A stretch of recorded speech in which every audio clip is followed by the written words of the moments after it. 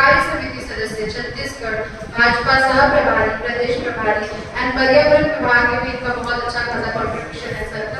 मैं क्या बोलूँगी सर के बारे में, दीवान सर ने आप लोगों को बहुत अच्छे से बता चुका है कि सर क्या है।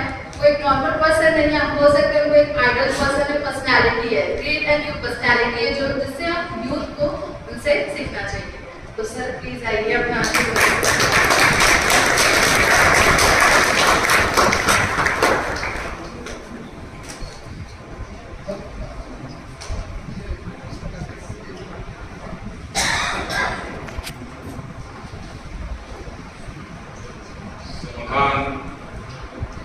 महाविद्यालय परिवार समिति में आकर आज मैं आप लोगों के बीच स्वयं को गौरवान्वित महसूस कर रहा हूँ।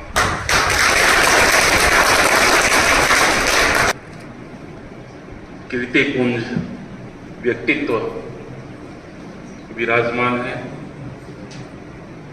आदरणीय भीम शंकर यादव जी जो एमएसएमई के अध्यक्ष हैं,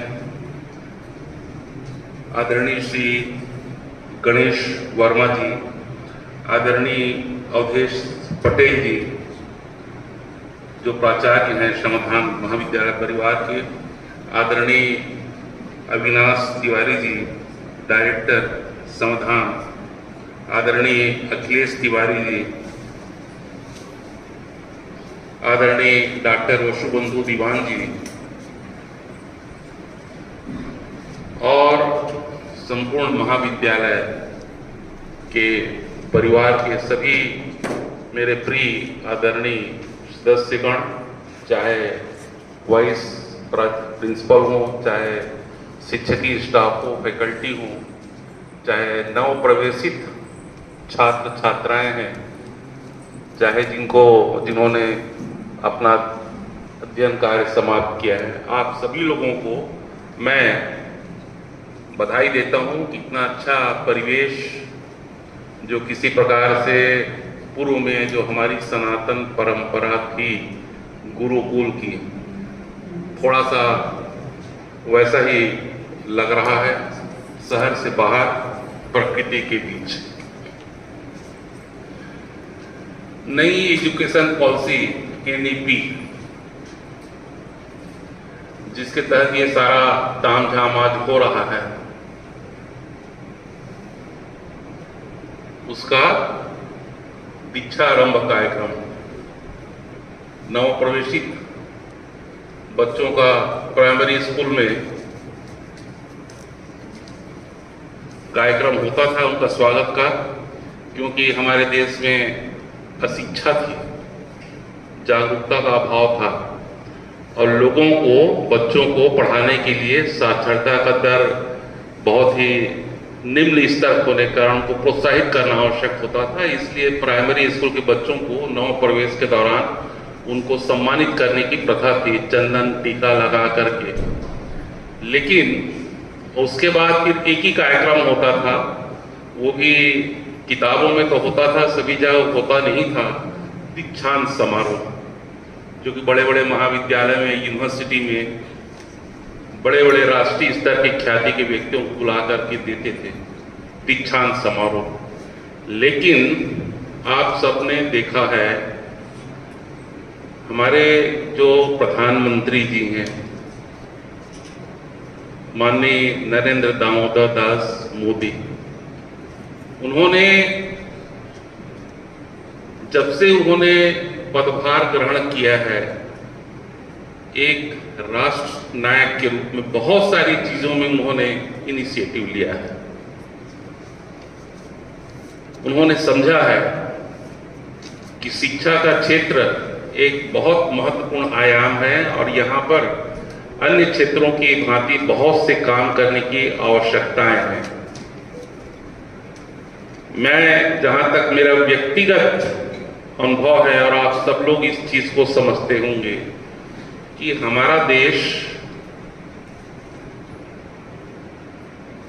अंग्रेजों की गुलामी में रहा 200 साल 250 साल, उसके पहले 700 साल 800 साल मुगलों ने शासन किया। मुगल यहीं के थे क्या? नहीं थे, अफगानिस्तान और उधर से आए हुए थे। उस वंश परंपरा में बाबर के पश्चात के लोग सारे सक्सेशन में आते गए, उन्होंने शासन किया। औरंगजेब और उसके बाद बहादुर शाह जफर अंतिम पड़ाव में रहे। फिर अंग्रेजों का शासन हुआ ईस्ट इंडिया कंपनी के माध्यम से। इस सारी यात्रा को आप लोग सक्षम हैं और उस IQ लेवल के हैं, EQ लेवल के हैं, इसलिए आपसे मैं चर्चा कर रहा हूं। ये जो 1000 साल का गुलामी था, उसके पश्चात 75 साल पहले सन 47 में देश आजाद हुआ। तो होना ये चाहिए था कि 47 में जैसे ही हम आजाद हुए, सबसे पहले उस समय आवश्यकता थी कि शिक्षा नीति बनाई जाए और जो लॉर्ड मैकाले की शिक्षा पद्धति थी, जो किसी एक विशेष प्रयोजन से, विशेष कारण से फैब्रिक की गई थी, उसको बदला जाए। लेकिन नहीं हुआ, उस पर भी हम नहीं जाना चाहते। देर आए दुरुस्त आए, मोदी जी ने इस बात को समझा और न्यू एजुकेशन पॉलिसी आई। न्यू एजुकेशन पॉलिसी ऐसा नहीं है कि महाविद्यालय की है, ये नीचे से लेकर ऊपर तक, स्कूली शिक्षा से लेकर महाविद्यालय तक NEP आई। 2020 में पारित हुआ, लेकिन इम्प्लीमेंट इस सेशन से हो रहा है। क्या है NEP? पहले भी त्रिभाषा फार्मूला हुआ था, जिसमें हिंदी, अंग्रेजी और एक रीजनल लैंग्वेज। उसी प्रकार से अभी भी है कि अंग्रेजी के साथ साथ राष्ट्रीय भाषा भी हो, उसको भी लोग सीखें। फैकल्टी भी, साइंस वाले भी आर्ट्स और कॉमर्स का ध्यान रखें, आर्ट्स और कॉमर्स वाले भी साइंस पे जाएं। और बहुत सारी चीजें, व्यावसायिक शिक्षा, व्यवहारिक शिक्षा, दोनों को मर्ज करके दोनों के दृष्टिकोण विस्तारित की जाए। उस पर मैं बिल्कुल भी नहीं जाऊंगा।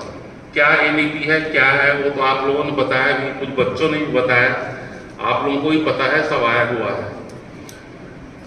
आज आवश्यकता है कि न्यू एजुकेशन पॉलिसी के तहत हम किस प्रकार से, ये जो फैक्ट्री होती है ना बच्चों की, प्राइमरी स्कूल से लेके शिशु मंदिर होता है, नर्सरी होता है, फिर प्राइमरी होता है, प्री प्राइमरी, फिर मिडिल, हाई, कॉलेज, PhD, ये जो फैक्ट्री है, क्या वह पर्याप्त है?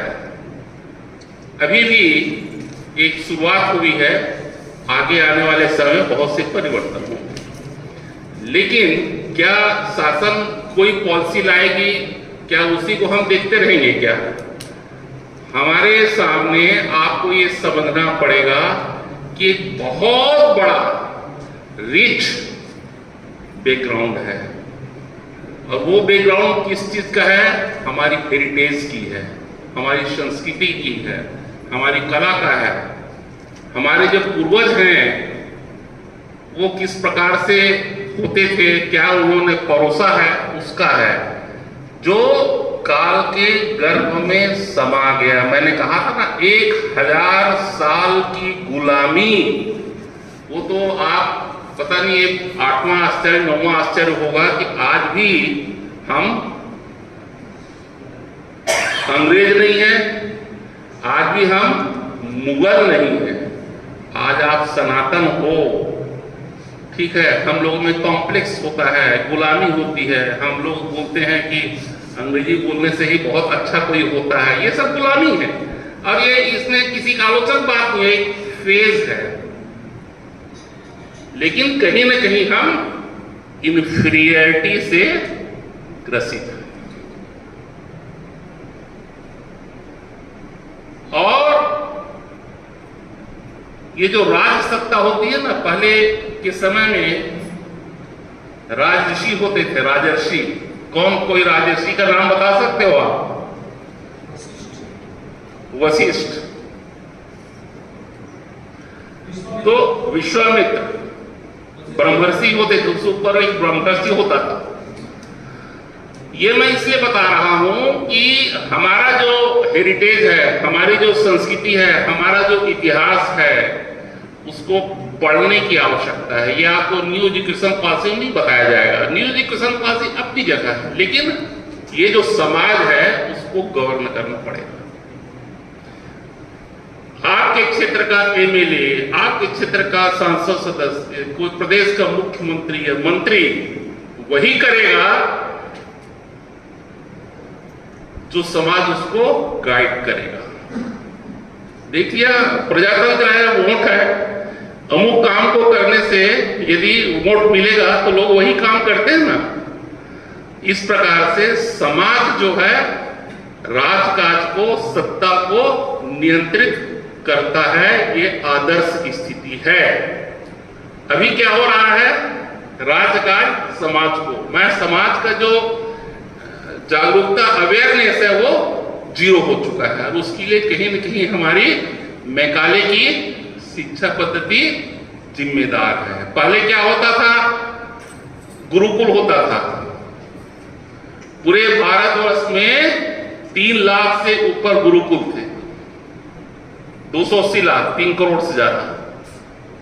उस समय ऐसा नहीं होता था गुरुकुल मानिए टीचर नहीं है, 20 स्टूडेंट में 1 टीचर होगा, लेकिन कहीं कहीं पर तो 5 में 1 टीचर है, कहीं कहीं पर 100 पे नहीं है।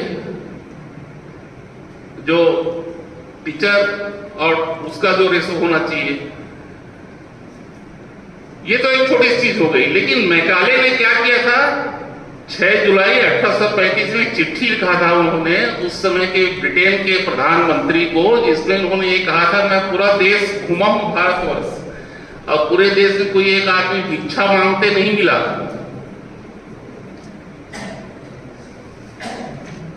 तो कहां से इतना जब रोजगार आ गया।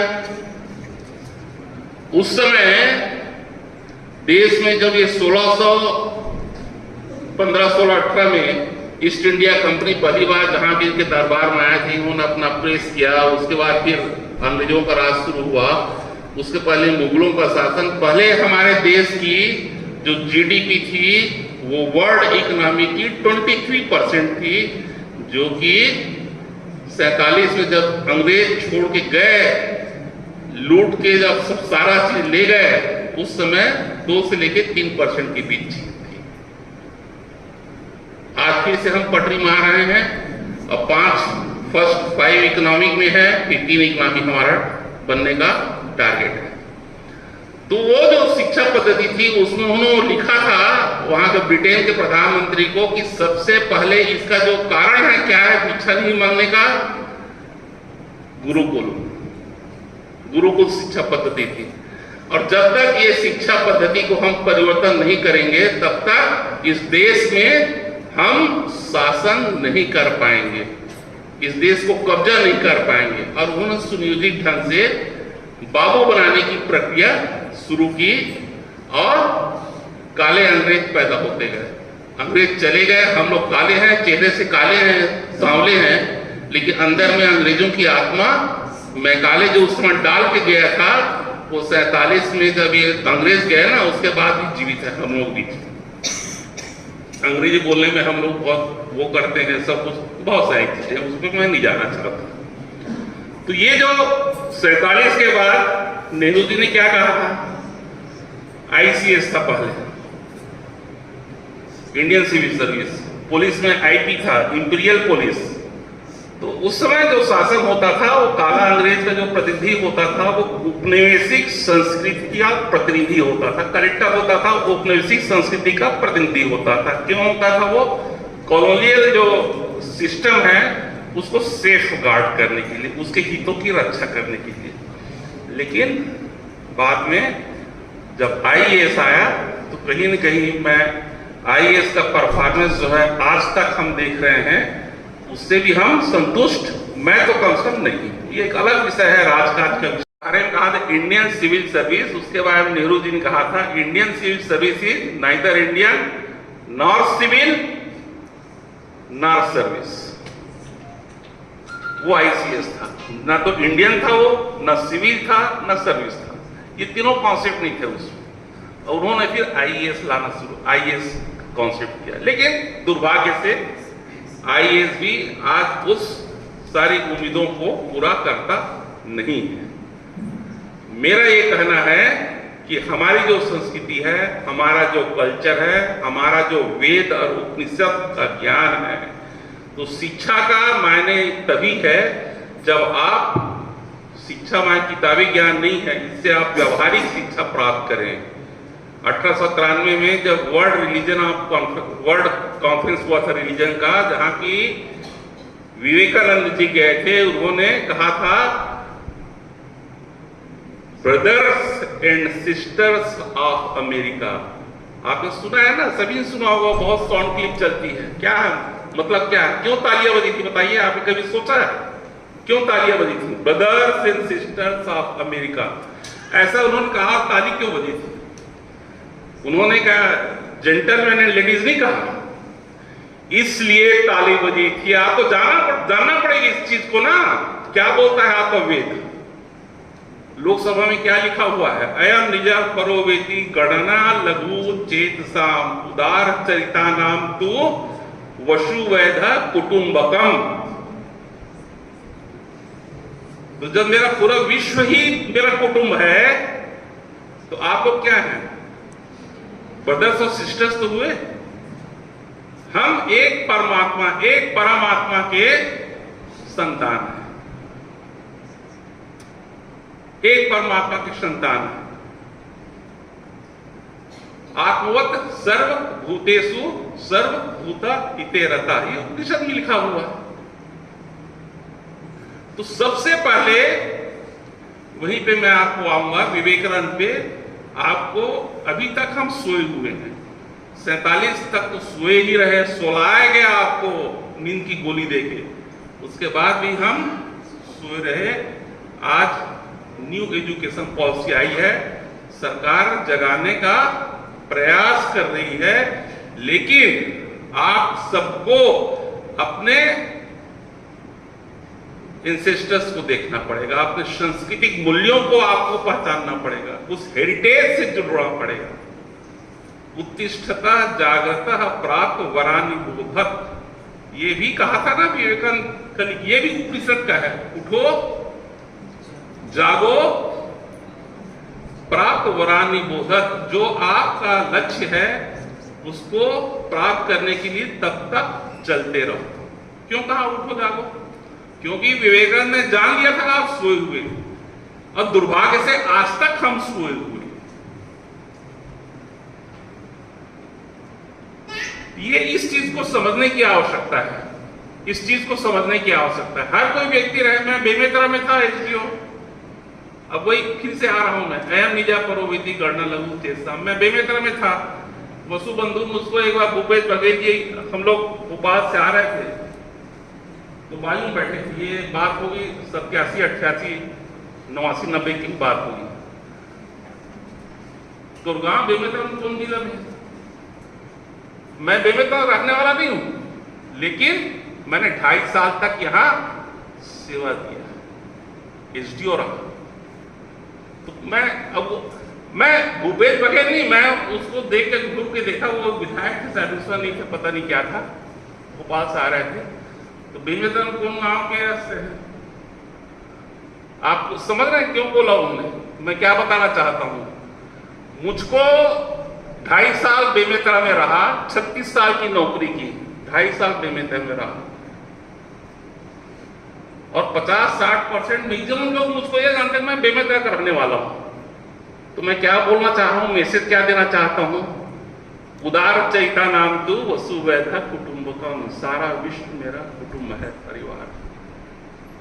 मुझे यदि परिवार मान लिया तो आप मेरे परिवार के सदस्य हैं, और मैं एसडीओ हूं, मैं कलेक्टर हूं, परिवार का सदस्य नहीं हो सकता। वसुबंधु ने कहा ना, लोगों में शिक्षा तो है लेकिन विवेक, नम्रता नहीं है, ह्यूमिलिटी नहीं है। विद्या, विनय, विवेक। आप विद्या से यदि आपको विनय होता है, विनय माने नम्रता, और नम्रता और विद्या से जब विनय होगा, जनरेट विनय होगा, और विनय से फिर आपका क्या आएगा? विवेक आएगा। रावण में क्या था? विद्या था, लेकिन विनय नहीं हो पाया, और विवेक तो फिर खत्म हो गया। इसलिए हमको सबसे पहले विद्या का कोई मतलब नहीं है। यदि विद्या को आप कनेक्ट नहीं करोगे, धर्म, अर्थ, काम, मोक्ष, east is east, east is east, west is west, they never come together. पूर्व और पाश्चात्य, पाश्चात्य में क्या है, वेस्टर्न में क्या होता है? भोगवादी संस्कृति। यहाँ पे भोग का निषेध नहीं किया गया है पूर्व में। यहाँ पर पहले ब्रह्मचर्य आश्रम होता है, फिर गृहस्थ होता है, फिर वानप्रस्थ होता है, संन्यास होता है, और चारों की प्राप्ति होती है, धर्म, अर्थ, काम और मोक्ष। यहाँ धर्म का भी महत्व है, अर्थ का भी महत्व है, काम का भी महत्व है, और आखिरी में हम धर्म, अर्थ, काम में इस प्रकार से समन्वय होना चाहिए कि हम पूर्व जन्म पे विश्वास करते हैं। आप समझते हैं मोक्ष मतलब क्या है? मोक्ष माने हम ये 84 लाख योनि के चक्कर से मुक्त हो जाएं, ये मोक्ष है। तो उसमें हमारे जो ऋषि मुनियों ने कहा था कि हम ऐसे कार्य करें कि धर्म, अर्थ और काम में इस प्रकार से समन्वय हो कि हमें मोक्ष की प्राप्ति हो, हमारा कर्म इतना ऊंचा रहे कि अगला हमको जन्म नहीं लेना पड़े। ये अध्यात्म की संस्कृति है हमारी, और ये धर्म, अर्थ, काम और मोक्ष का सही समन्वय है, संतुलन है। तो इसीलिए, और ये यदि संतुलन सही रहेगा तो आप बेईमान नहीं हो सकते, आप भ्रष्टाचारी नहीं हो सकते, और समाज के लिए हमेशा आपको एक ऊर्जावान व्यक्ति के रूप में आपकी पहचान होगी। आपको मैं बता दूं, मैं बस्तर में कलेक्टर था। गांधी जी के एक भजन है, वैष्णव जन तो तेणे कहिए, पीर पराई जाने रे। आपने कहीं कोई सुना है? आप लोगों ने सुना होगा। नरसिंह मेहता जी का भजन है, गुजराती में है। वैष्णव जन तो तेणे कहिए, पीर पराई जाने रे, पर दुखे उपकार करे तोई, मन अभिमान न आड़े रे। देवनागरी लिपि में है, 4 मिनट का है, और आगे भी पंक्तियां हैं। तो बस्तर जब मैं गया तो बोले साहब, वो तो एक कार्यक्रम था, बलिराम जी कश्यप थे कार्यक्रम में, कलेक्टर था वहां पे। तो एक व्यक्ति थे, उनको शराब की मुख्य गंध आने लगी। मुझको थोड़ा सा असहनीय हुआ, क्योंकि मैं कभी पीता पुआता नहीं हूं।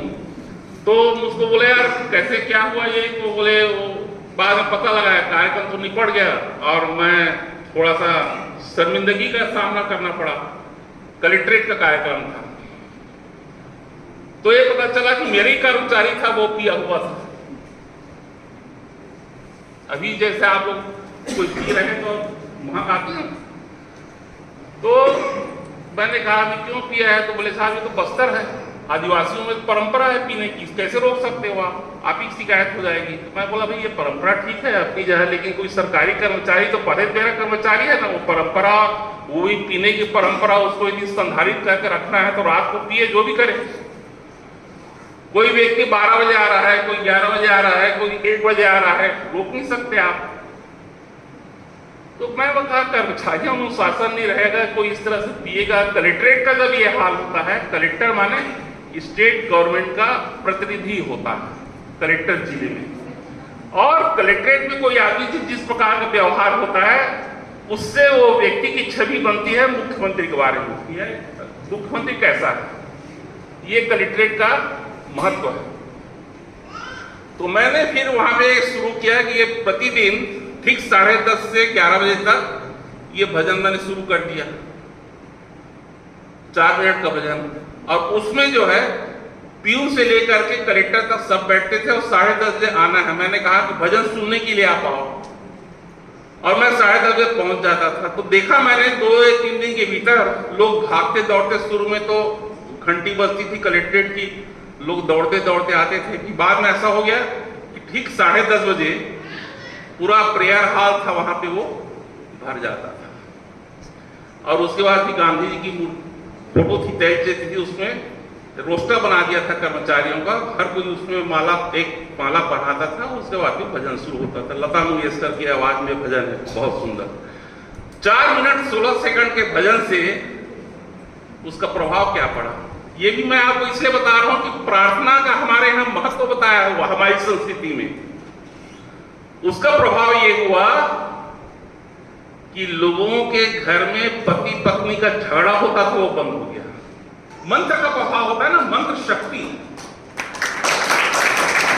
लोगों ने, वहां की अधिष्ठात्री देवी दंतेश्वरी है, तो लोग नारियल लेके आए, बोले सर मैं अब पीना बंद कर दूंगा। मैं बोला चलो एक मूर्ति रखा, मैंने फोटो रखा दंतेश्वरी दी, ये जब मां शारदा का है वैसा, चलो इसमें नारियल चढ़ा दो। नारियल चढ़ा के लोग गए, लोगों ने पीना बंद कर दिया। और 10:30 बजे शार्प 10:30 को वो आकर के भजन सुनते थे।